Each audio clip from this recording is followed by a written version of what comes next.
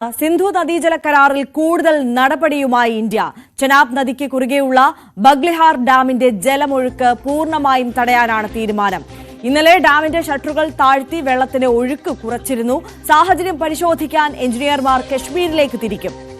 അതിനിടെ പ്രശ്നപരിഹാരത്തിന് റഷ്യയുടെ പിന്തുണ തേടുകയാണ് പാകിസ്ഥാൻ. താഷ്കന്റ് കരാറിന് സമാനമായ ഇടപെടൽ വേണമെന്ന് റഷ്യയിലെ പാകിസ്ഥാൻ അംബാസിഡർ ആവശ്യപ്പെട്ടു. സംഘർഷ സാഹചര്യത്തിൽ അടിയന്തര സാഹചര്യം നേരിടാനുള്ള മോക്ക് ഡ്രിൽ കരസേന നടത്തി. രാഗേഷ് കൂടുതൽ വിവരങ്ങളുമായി നാഷണൽ ഡെസ്കിൽ നിന്ന് നമുക്കൊപ്പം ചേരുകയാണ്. Good morning. പലതരത്തിലുള്ള നീക്കങ്ങൾ, അത് നയതന്ത്ര തലത്തിലും അതോടൊപ്പം തന്നെ സൈനികപരമായി നേരിടാനുള്ള തയ്യാറെടുപ്പുകളുമൊക്കെ ഇന്ത്യയുടെ ഭാഗത്തു നിന്ന് ശക്തമായി മുന്നോട്ട് പോകുന്ന സാഹചര്യം. വിശദാംശങ്ങൾ.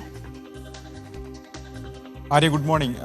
പഹൽഗാം ഭീകരാക്രമണത്തിന് ശേഷം ഇന്ത്യ കൈക്കൊണ്ട ശക്തമായ നടപടികളിലൊന്നാണ് സിന്ധു നദീജല കരാർ സസ്പെൻഡ് ചെയ്തുകൊണ്ടുള്ളത്. അതിൽ കൂടുതൽ തുടർ നടപടികളിലേക്ക് കടക്കുകയാണ് കേന്ദ്ര സർക്കാർ. കാരണം ബഗ്ലിഹാർ അണക്കെട്ടിലെ ഷട്ടറുകൾ താഴ്ത്തി പാകിസ്ഥാനിലേക്കുള്ള വെള്ളത്തിന്റെ ഒഴുക്ക് ഇന്നലെ കുറച്ചിരുന്നു. പക്ഷേ ആ ഷട്ടർ പൂർണ്ണമായി അടയ്ക്കാനുള്ള തീരുമാനത്തിലേക്കാണ് ഇപ്പോൾ എത്തിച്ചേരുന്നത്.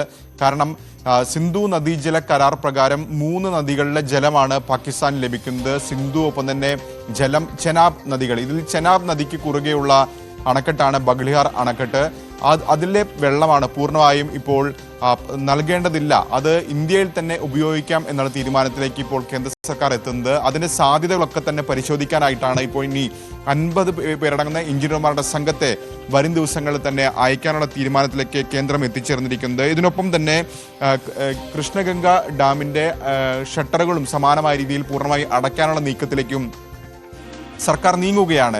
ഇതും കശ്മീർ താഴ്വരയിലുള്ള ഒരു പ്രധാനപ്പെട്ട അണക്കെട്ടാണ്. ഈ ജലവും പാകിസ്ഥാനിൽ തന്നെയാണ് ലഭിക്കുന്നത്. പാകിസ്ഥാനിലെ കാർഷിക ആവശ്യങ്ങൾക്കും പ്രധാന പട്ടണങ്ങളിലൂടെയൊക്കെ, പ്രത്യേകിച്ച് പാക് പഞ്ചാബിലൂടെയൊക്കെ തന്നെ അവരുടെ നിത്യ ആവശ്യങ്ങൾക്കായി ഉപയോഗിക്കുന്നത് ഈ അണക്കെട്ടിൽ നിന്ന് ഒഴുകുന്ന വെള്ളമാണ്. അപ്പോൾ അത്തരം കടുത്ത നടപടികളിലേക്ക് ഇപ്പോൾ കേന്ദ്ര സർക്കാർ കടക്കുന്നു എന്നതാണ് പ്രധാനപ്പെട്ട കാര്യം. ഇതിനിടെ തന്നെ ഒരു വശത്ത് പ്രശ്നങ്ങൾ പരിഹരിക്കണമെന്ന് പാകിസ്ഥാൻ ആവശ്യപ്പെടുന്നുണ്ട്, മറുവശത്ത് പ്രകോപനം ഇപ്പോഴും തുടരുന്നുണ്ട്. കാരണം റഷ്യയിലെ പാക് സ്ഥാനപതിയാണ് ഇപ്പോൾ റഷ്യയുടെ സഹായം തേടിയിരിക്കുന്നത്. കാരണം അതിർത്തി സംഘർഷം, ഇന്ത്യയും പാകിസ്ഥാനും തമ്മിലുള്ള സംഘർഷം ഒഴിവാക്കാൻ ഇടപെടണം എന്ന് അദ്ദേഹം ആവശ്യപ്പെട്ടിരിക്കുകയാണ്. ഒരു റഷ്യൻ മാധ്യമത്തിന് നൽകിയ അഭിമുഖത്തിലാണ് റഷ്യയുടെ സഹായം പാകിസ്ഥാൻ തേടും എന്ന് അദ്ദേഹം പ്രതികരിച്ചിരിക്കുന്നത്. മാത്രവുമല്ല, താഷ്കന്റ് കരാർ പോലുള്ള സമാനമായ ഇടപെടൽ വേണം, ഒരു കരാർ വേണം, പ്രശ്നപരിഹാരത്തിന് ഇടപെടൽ വേണമെന്ന ആവശ്യമാണ് മുന്നോട്ട് വെച്ചിരിക്കുന്നത്. 65-ലെ യുദ്ധത്തിന് ശേഷം ഇന്ത്യയും പാകിസ്ഥാനും തമ്മിലാണ് താഷ്കന്റ് കരാർ ഒപ്പുവെക്കുന്നത്. അന്ന് അതിന് മധ്യസ്ഥത വഹിച്ചത് സോവിയറ്റ് യൂണിയനാണ്. 66-ൽ അന്ന് സോവിയറ്റ് യൂണിയന്റെ ഭാഗവും ഇന്ന് ഉസ്ബെക്കിസ്ഥാന്റെ ഭാഗവുമായ താഷ്കണ്ടിൽ വെച്ചാണ് ആ കരാർ ഒപ്പിടുന്നത്. അപ്പോൾ അതുപോലെ തന്നെ സമാനമായ ഇടപെടൽ റഷ്യയുടെ ഭാഗത്ത് നിന്ന് വേണമെന്നാണ് അദ്ദേഹം ആവശ്യപ്പെടുന്നത്. പക്ഷെ അങ്ങനെയൊക്കെ പറയുമ്പോൾ പോലും അതിർത്തിയിൽ പ്രകോപനം തുടരുന്നുണ്ട് പാകിസ്ഥാൻ. 11ാം ദിവസവും പാകിസ്ഥാൻ ഇപ്പോൾ വെടിനിർത്തൽ കരാർ ലംഘനം നടത്തിയിരിക്കുകയാണ്.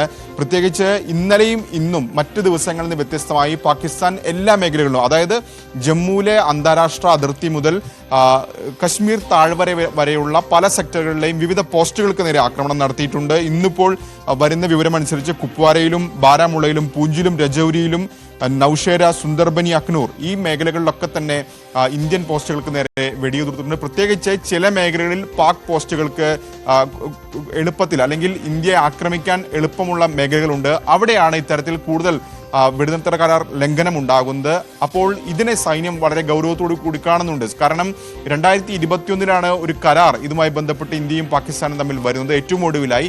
അതിനുശേഷം ഇപ്പോൾ നിരന്തരം ആക്രമണം നടത്തുന്നു. പക്ഷേ കഴിഞ്ഞ 2 ദിവസം നോക്കുകയാണെങ്കിൽ അത് 1-2 സെക്ടറുകളിലല്ല, ജമ്മു മുതൽ കശ്മീർ വരെയുള്ള പല സെക്ടറുകളിലും ഇന്ത്യൻ പോസ്റ്റുകൾക്ക് നേരെ ആക്രമണം നടക്കുന്നുണ്ട്. അതുകൊണ്ട് തന്നെ വളരെ അതീവ ഗൗരവത്തോടു കൂടി തന്നെ ഈ വിഷയത്തെ കാണുന്നു. സൈന്യമാകട്ടെ ഇന്നലെ മോക്ക് ഡ്രിൽ നടത്തുകയും ചെയ്തിട്ടുണ്ട്. പ്രത്യേകിച്ച് പാകിസ്ഥാൻ അഭ്യാസ പ്രകടനമൊക്കെ തന്നെ അറബിക്കടലിൽ നടത്തുന്നു. ഈ സാഹചര്യത്തിൽ ഏത് സാഹചര്യം നേരിടാൻ സേന സജ്ജമായിക്കൊണ്ടിരിക്കുകയാണ്. ഇതിന്റെ ഭാഗമായാണ് ഇന്നലെ രാത്രി പഞ്ചാബിലെ ഫിറോസ്പൂരിൽ മോക്ക് ഡ്രിൽ നടത്തിയത്. പൂർണ്ണമായും ലൈറ്റുകളൊക്കെ അണച്ച് ഏതാണ്ട് അരമണിക്കൂർ നേരമാണ് ഈ മോക്ക് ഡ്രിൽ സംഘടിപ്പിച്ചത്. സൈന്യം വ്യക്തമാക്കുന്നത് ഏത് സാഹചര്യം നേരിടാൻ സജ്ജമായി കഴിഞ്ഞു എന്ന് തന്നെയാണ്. ആര്യ.